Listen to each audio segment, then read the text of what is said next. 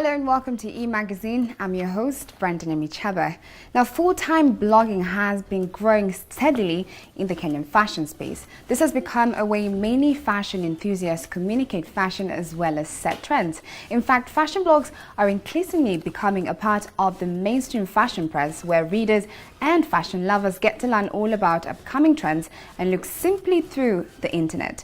Now, with the rise of many fashion bloggers in the Kenyan fashion space, the question we're exploring today is the fashion blogging as a career profitable, and if it is, how can one get into fashion blogging and be successful? Now, joining me on Metropole Studios today to help me understand this conversation today is this amazing fashion blogger, Brenda Kwamboka. Welcome to Metropole Studios. Thank you for having me. It's so great having someone who has the same name as me on I know. E-Magazine today. Yeah, That's wonderful. Now, Brenda, I just want you to tell me about your journey into fashion blogging, why you decided to get into it, and how it has been so far for you. I started blogging back in 2015, so I could say I've done it for a little bit over 3 years now. When it started out, it started mostly as a hobby, and however, over time, I've learned that it's actually a business like any other business, and I'm always trying to make the most out of it. Great. Yes. Now, another thing I feel like a lot of people have never really gotten to understood is, you know, what role does a fashion blogger like you play in the fashion industry in Kenya? Fashion bloggers have quite a loud say, so to speak, in the fashion industry in Kenya and the world over, in the sense that as fashion bloggers, we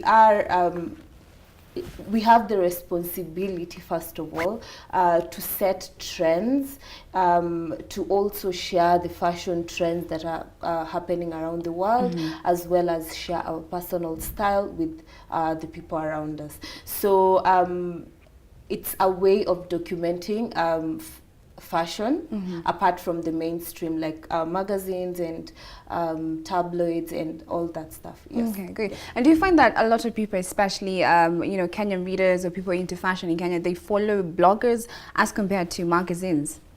Yes, because the thing about human beings is we are very visual. So the good thing about fashion blogging is for the most part, you're going to communicate using photos. Okay. So a lot of people will always be interested in seeing that. And then also the fact that a lot of blogging is done online as opposed to paper and magazines, it makes it very accessible for anyone who has a smartphone to like read a fashion blog as opposed to a magazine. Great.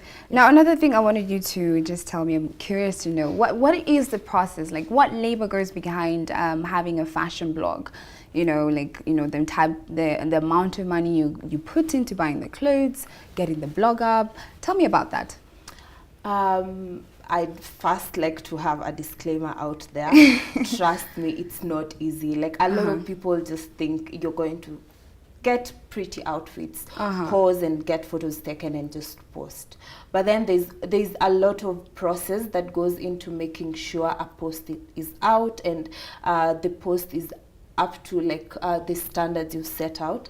So initially, the initial stages involved setting, like having a website up. For me, for instance, I started with WordPress.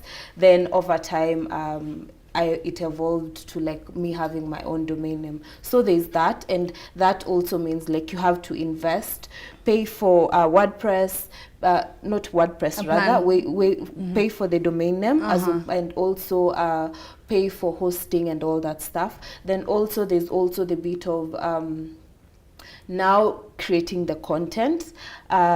Sometimes it involves like a huge team, not just one person. So you will be the face of the blog, but then there's usually like such a big team behind. You have the manager, you have we have the photographer who takes the photos and edits, and yes, and also sometimes people even have like editors. Like, there are people who are really good with like the outfit bit of it, like posing and all that, but they're not good at writing and yes. Great, I can imagine actually. Yeah. That's one thing I overlook. I always assume that when you get into fashion blogging, you're going to start your blog.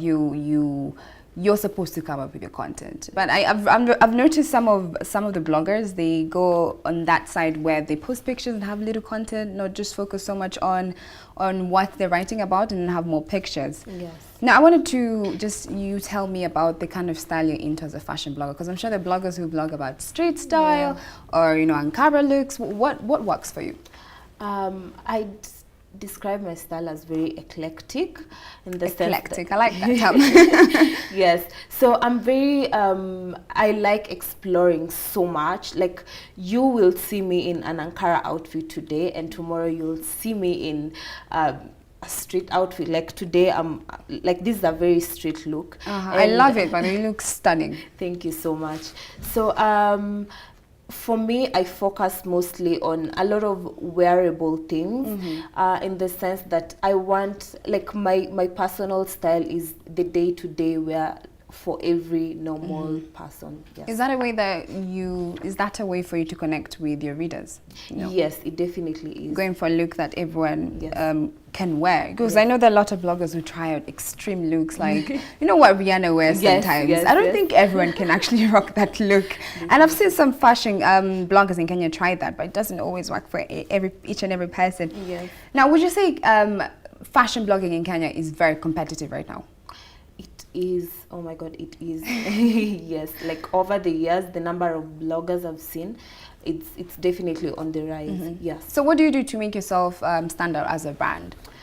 I think the thing that has worked for me, because I'd say I still have like my day one readers till now, is being very authentic, and then consistency, also something sometimes I fail on. Considering like I do other things, but being very authentic, because I feel like people are very able to read when someone is being fake, when someone is portraying who they aren't, so like being very authentic makes people connect with you at a more human level, as opposed to, I mean, she's just a beautiful girl on Instagram. 100%. Now, you being in the fashion blogging space for the time you've been, since 2015, right? What are the challenges you faced so far? The biggest challenge was the finances bit of it. Like, it's quite an investment, as I said. You have to pay for the website. Then also there's the bit of like shooting the content itself, and you have to consistently shoot. And for me, like, I've always had to shoot like every 2 weeks, and a shoot with an average, not like over the top photographer, costs like you find someone who works for you. 8,000. Wow. So, and by then I was in school, so trust me, that was very expensive. Like, you have to really like save, and and also you have to buy the outfits, and so there's a lot of finances that go into it. Other than that, there's also the bit of at the end of the day, as a fashion blogger, you're also a media for advertising outfits, advertising products, advertising services, and all that. So I've had brands that approach me and they wanted me to put out content for free. They wanted to give me outfits in exchange for my content. I mean, when I started out, it was very exciting. I mean, you're going to give me free clothes and shoes and makeup and hair for me to look good. And but over time, because I've learned it's a business, the way they say exposure doesn't pay bills, outfits don't pay bills. So I've had moments where I had to turn down, like, working with really good brands, because I felt like you can't remunerate me using outfits. So that's quite a challenge. Great. And has that changed right now? Do you have brands that actually approach you wanting to pay you for the outfits you wear for them. Yes, Uh-huh. yes. Like over the years, that's the one thing like I've come to appreciate. People are taking the business more seriously, and it's honestly so good. Yeah, That's great. Yeah. It's actually great that you mentioned that, because I wanted to come into that and talk about how exactly a fashion blogger makes money. And you've mentioned that, you know, working with brands, you know, advertising their clothes. Yes. Are there any other ways for a fashion blogger to make money? There's also the bit of, like when you work with brands, there's two ways for you to make the money. Sometimes they pay you to create the content and like put it out there. Okay. Then also they go ahead and have affiliate marketing.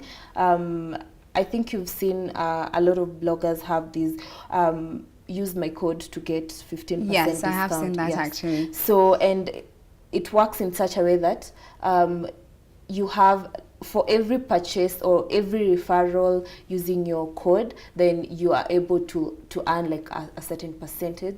Other than that, for someone like me who has a website, I'm able to have like adverts on my website that are not even related to like fashion. Like, yeah, like I could have a Safaricom advert On your running page. yes. And just like that, you get money from that. Yes. Well, that's amazing. This conversation is really interesting. I'm enjoying it so far, but we sadly have to take a short commercial break. But when we come back, we'll get more into detail about fashion blogging as a career. Don't go anywhere.